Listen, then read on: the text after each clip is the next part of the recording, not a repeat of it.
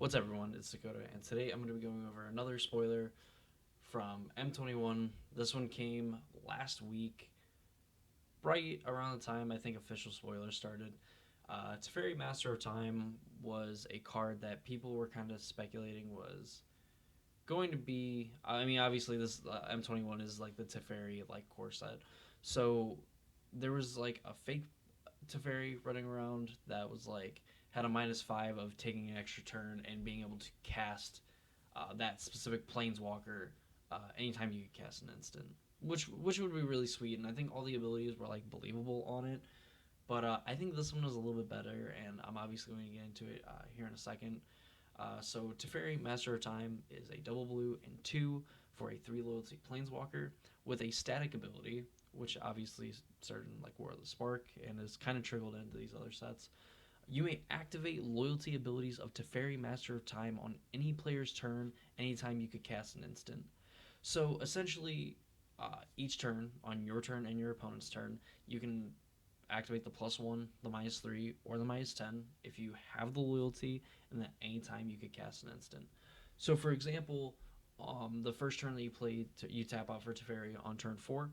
You +1 to put them up to 4 loyalty, to draw a card, then discard a card. And then, like on the beginning of your opponent's upkeep, you can -3 to phase out one of their creatures, or even like on their end step and things like that.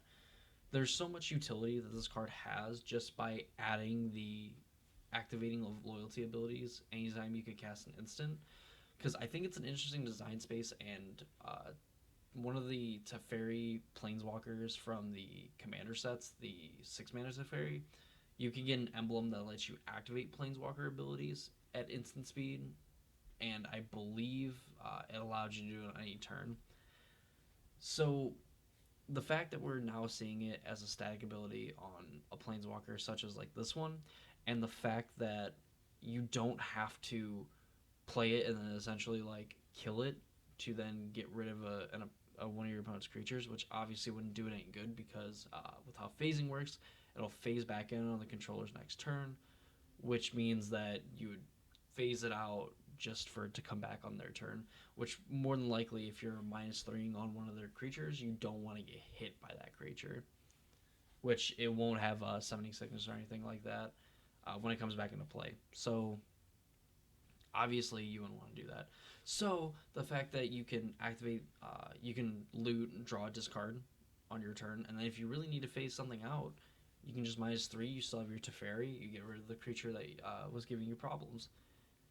On the inverse of that, the fact that you just get to draw an extra card every turn, like obviously you draw 2 cards on your turn, and you get to draw a card with Teferi, Master of Time, and then obviously whatever their spells you play you draw cards. This this thing is just like a ton of value and just lets you go through a lot of your deck without really, any consequences, and obviously working up to a very powerful ultimate of taking 2 extra turns after this one. I mean, that's just insane because he's essentially up to 5 loyalty, or can be up to 5 loyalty at the start of your next turn, 7 loyalty of the turn after that, 9 after that, so on and so forth.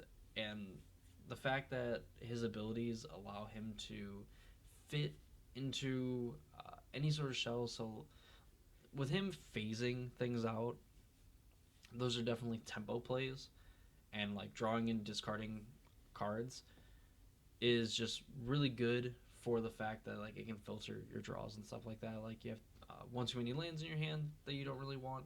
On +1, like you essentially get a free card and you're going to discard one of those lands, unless obviously the card you drew is just way worse than the land, which most of the time it probably isn't, especially if you're already at 4 mana in standard. And then obviously phasing a creature out, like if you're more on the aggressive now, like phasing out one of their biggest things, or phasing out the giant beast, the elder beast that we got not too long ago, and probably not going up not too long after this video goes up. Phase that out so then like they can't block or get any value with it, or even just like passing the turn and then phasing theirs out so then they can attack with it, and then on your next turn they really can't block with it, to just kind of help push through damage and things like that. So ultimately, what do I think of Teferi? Where are we going to see him? I think he's definitely going to see play in standard. I think that there's going to be some kind of blue control deck or like blue tempo deck. You know, obviously not just straight mono blue. Could be like blue white, anything like that. That is going to use Teferi Master of Time as more of a way to either like to say, okay, I'm going to be able to push a decent amount of damage, so I can work on just getting an extra card every turn or getting two extra cards essentially every turn cycle, and then leveraging this two extra turns to really just bury the opponent and like not even if you're not winning the game, you probably have gotten so far ahead because now you've had obviously two extra turns to fill out your board while your opponent obviously hasn't been able to do anything.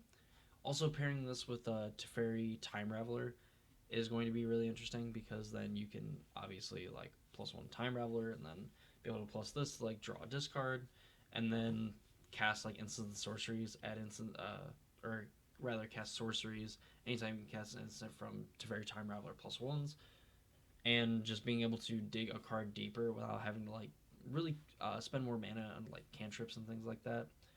Definitely opens up a world of possibilities when a lot of what standard is people playing haymakers and other players like either playing their own haymakers or digging for answers. And I think this definitely gives like either blue white X or just blue white controlled X a lot of play, considering that they don't really have a lot of things to play in the 4 mana slot now, besides like Arcana Sun's Grace, which wins you the game, but who doesn't like drawing cards? So it's very Master of Time. Definitely going to make a hit in standard. Pioneer is definitely a place where I could see it being played at one or two copies.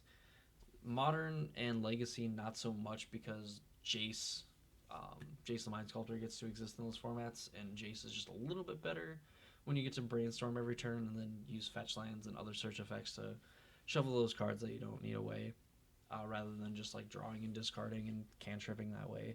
But nonetheless, like Teferi Master of Time could, in theory, like show up in those formats. I just think it's more unlikely than the Pioneer and Standard formats, simply for the fact that any format where Jace the Mind Sculptor exists and it has the same exact mana cost, or in the same like 4 mana slot as it, you know, it's probably not going to see near as much play.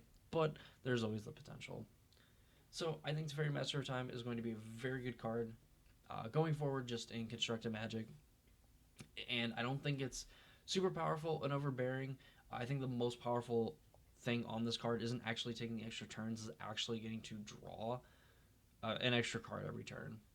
And of course, that's up for debate and everything. But I think in the style of decks you want to play this card, drawing an extra card every turn is going to be way worse for your opponent. Or, yeah, way worse for your opponent than you taking two extra turns. But that's how I feel. That's what I think. Let me know in the comments if you disagree. Where obviously taking two extra turns is super important and can be super big, but I think just that card advantage is going to, over the long term, is going to end up being a bigger deal. But that's going to be it for me in this video. If you made it to the end, thank you.